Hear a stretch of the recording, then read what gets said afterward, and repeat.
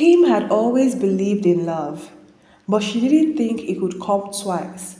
Her first love, Simon, had been her whole world at one time. They met back in the university. He was confident, charming, and ambitious. The kind of guy who could make her heart race with a single smile. For years, Simon was her safe space, but that safety crumbled when life began to demand more than love. Simon's inability to commit, his frequent disappearances in the name of building his career, and his reluctance to take the next step had left Kim feeling small and invisible. She loved him so deeply, but realized love wasn't enough. Walking away from Simon was the hardest thing Kim ever did. Yet, deep down a small corner of her heart, she never stopped caring for him. Kim met James in the most ordinary of ways. She was running late to work one rainy morning, trying desperately to hail a cab. James, a stranger at that time, stopped his car and offered her a ride. She was hesitant, but his warm smile and his tone disarmed her, and that day changed everything. James was nothing like Simon. Where Simon was unpredictable, James was steady. Where Simon spoke in grand promises, James spoke in actions. He opened doors for her, remembered her favorite meals, and asked about her day with genuine interest. Months turned into years, and Kim's life transformed. James introduced her to a world of stability and love she never thought possible. He helped her launch her own small fashion brand, standing by her side through late nights and failures, celebrating every small wins. He wasn't just her lover, he was her best friend, her safe place, her biggest cheerleader. Still, Simon lingered in her memories. Where could he be? What has he achieved without me in the picture? Could he be married with children? Those were her thoughts. Years passed, and Simon reappeared like a storm, unexpected and unstoppable. After years of chasing dreams, he returned to town, claiming to be a changed man. He went searching for Kim, starting with the house where she used to live, only to discover she no longer stayed there. Determined, Simon reached out to Kim's cousin, Sharon, who still lived in the same area. He poured his heart out, explaining why he had to leave town and how he had lost Kim's contact. Sharon hesitated for a moment, torn between loyalty to her cousin and compassion for Simon's sincerity. But eventually, she handed him Kim's new address and contact information. Simon wasted no time. He wanted Kim back, and he made no effort to hide it. When he finally showed up at her doorstep, Kim's heart skipped a beat the moment she saw him. She had imagined this moment many times, but never thought her heart would react that way. Memories flooded back as she welcomed him into her home. Simon didn't waste words. He confessed his love and told her he wanted her back. But Kim, gathering her composure, told him she had moved on and was now in a serious relationship. Still, Simon's eyes didn't waver. I am not giving up, he said. I will fight for you.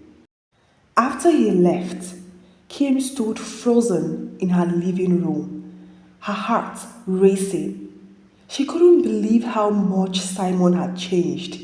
He was more handsome now, confident, and he carried himself like a man who had seen the world. He smelled expensive. He looked like money, and his presence lingered in her mind long after he was gone. That night, no matter how hard she tried, the thought of Simon wouldn't leave her mind. Days passed, and Simon was relentless. He sent Kim flowers, called late at night just to hear her voice, and often appeared at her doorstep without notice. Kim would scold him gently, reminding him to always call first, especially because of her boyfriend. But Simon cared little for her warnings. Deep down, he wanted to see the man who had taken his place, the man holding the love he still believed belonged to him. The weekend came, and Kim was preparing to go spend it in a man's house. Jane was on his way to come pick her up when Simon knocked on the door. Kim happily ran to open the door, thinking it was her man, only to see Simon at the door. Surprised she was, and said, "You didn't tell me you were coming. I've always told you to call before coming to see me." "But I am here now," Simon replied. "I was around the estate and I thought to say hi." "Okay, please, what do you want? James is on his way here and I don't want him to meet you," Kim said. "Oh, James, is that his name? I would like to see the man who stole you from me," Simon said. "Stop it, Simon. You have to leave." Simon pulled her close to him and held her waist. "Do you love him the way you loved me?" His eyes locked on hers. "We shared beautiful memories, Kim. Tell me, do you love him?" Kim froze. She hated that he could still make her doubt herself. She loved James deeply, but Simon's words stirred something she thought she had buried. "You can't even answer the question," James pressed. I love him," Kim stammered. "I was a fool to have let you go, Kim," Simon confessed, his voice thick with regret. "I wasn't ready back then. I wanted to chase my dreams, to become successful so I could give you a better life. And now I have done that. I can finally give you the stability you deserve." Kim replied, "So I wasn't good enough to chase those dreams with you, right? Is that it, Simon? All I ever wanted was your assurance that you loved me. But instead, you treated me like I didn't matter. You left without a word." "Kim, I'm sorry," Simon said. "You've always mattered to me. I just didn't want any distraction." "Distraction?" Kim interrupted. "So I was a distraction to you? Simon, I was a distraction to you. I gave you my all, and this is what you could say to me?"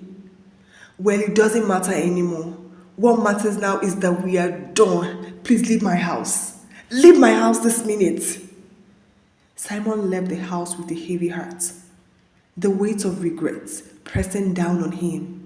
For the first time, he truly realized how deeply he had hurt Kim. Inside the house, Kim locked the door and leaned against it, her body trembling as tears streamed down her cheek. Simon's words cut deep, stirring emotions she thought she had buried long ago. Moments later, a knock on the door pulled her out of her thoughts. It was James. He knocked again and again, calling out her name, but Kim couldn't bring herself to answer. Her phone rang. She ignored it. Messages buzzed in. She left them unread.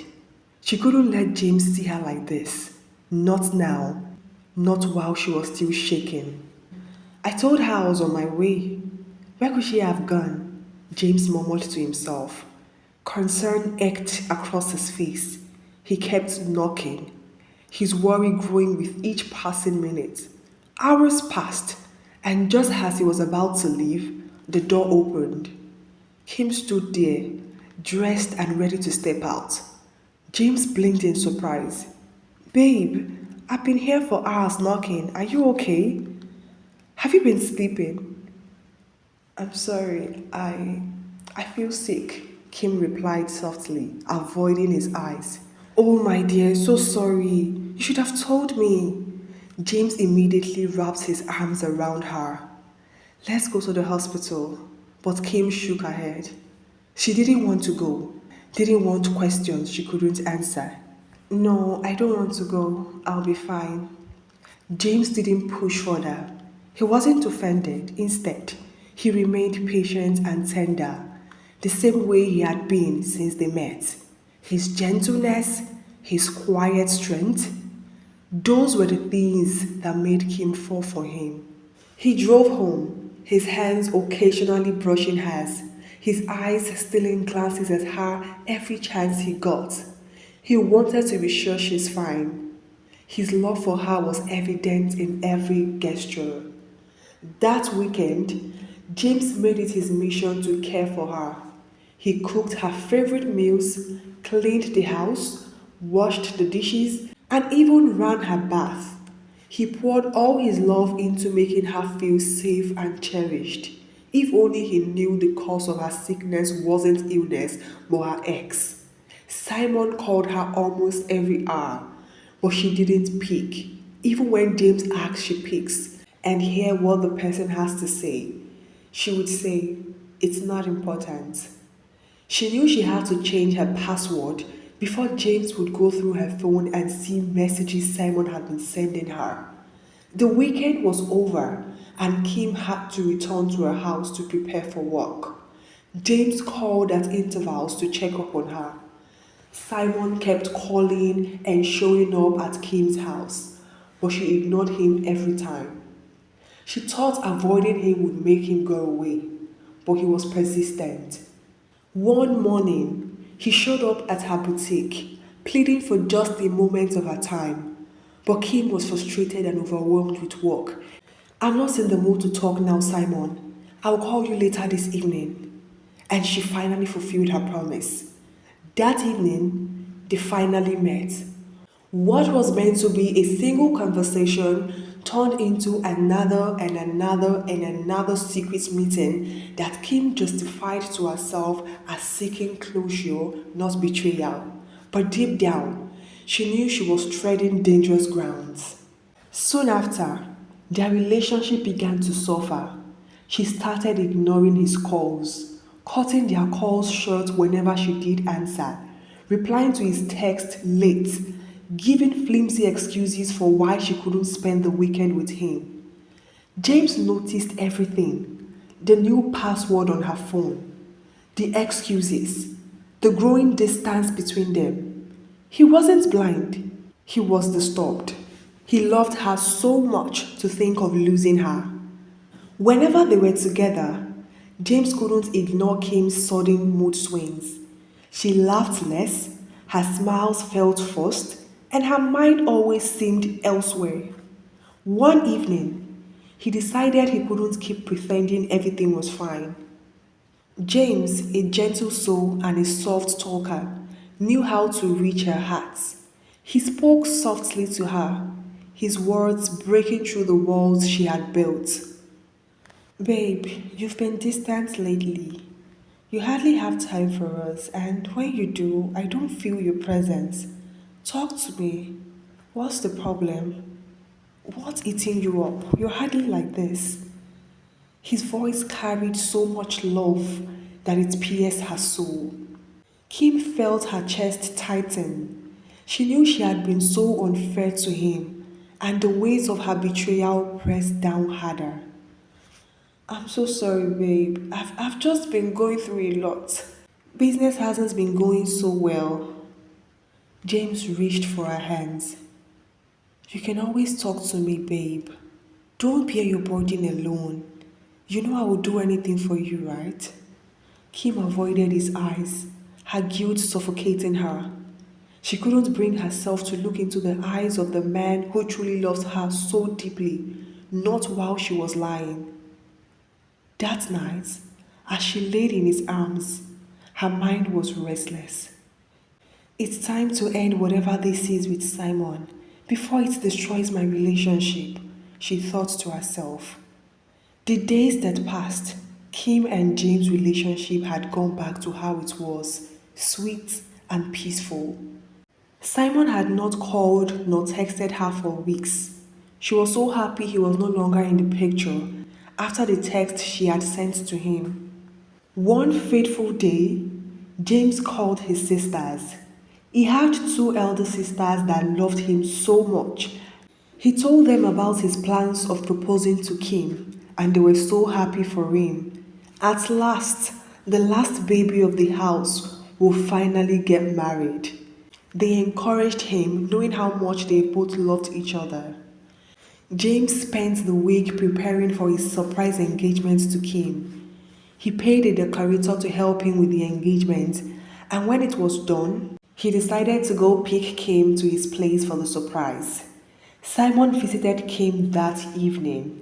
He explained that he went for a business trip and he got her message. He pleaded with Kim to give him a chance to prove how much he loves her. He apologized for all his lapses all the years. Kim sat at the couch, her hands on her cheek. Simon, it's too late, she murmured. I really do care about you, but I can't do this with you. He knelt down before her and said, We can work it out, Kim. I promise you.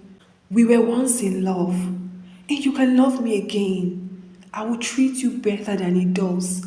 I will give you the whole world. Then, to her shock, Simon reached into his pocket, pulled out a small velvet box, and opened it. A beautiful ring sparkled.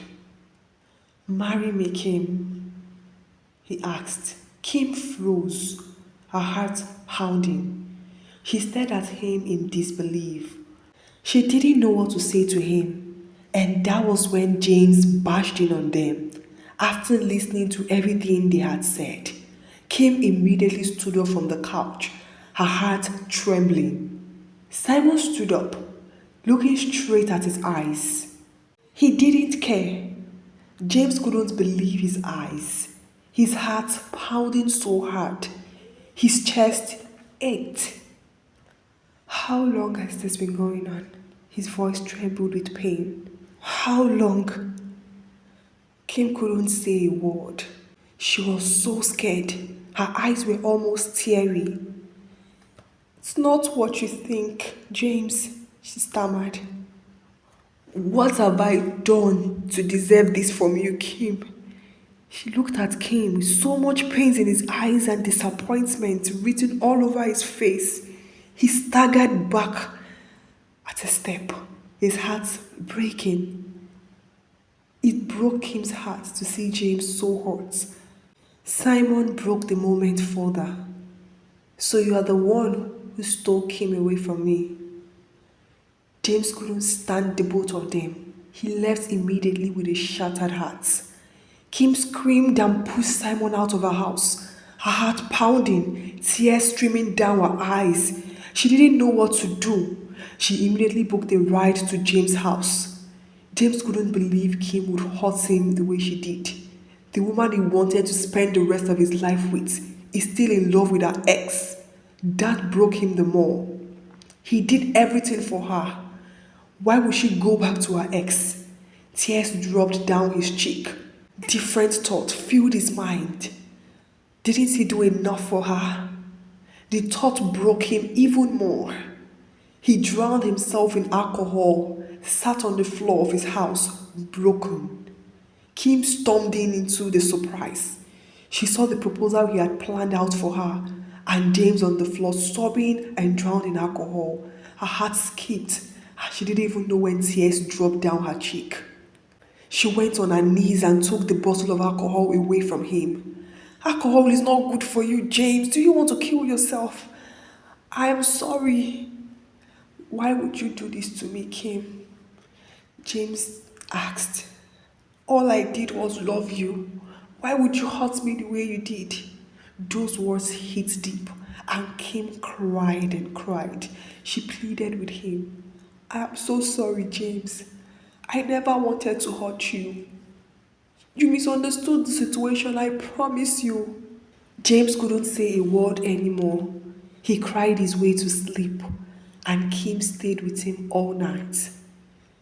The next day reached, and James officially told Kim they were done. Kim went on her knees and pleaded, begged and begged. But James didn't listen to her. He asked her out of his house. Kim went home crying, drowned in pains, and reached out to James' sisters. She explained everything to them on phone, and they assured her that they would talk to James. A week passed, And James hadn't reached out to Kim yet. Kim kept calling and calling, sending messages, visiting him at home, but he ignored her and avoided her. Kim couldn't bring herself to the realization that she was about to lose the one person that matters to her the most. A man who loved her so dearly and was willing to do everything for her. Kim prayed and hoped that he comes back for her. She slimmed down so seriously because she hardly eats and she always cries herself to sleep. The following week, James visited her house.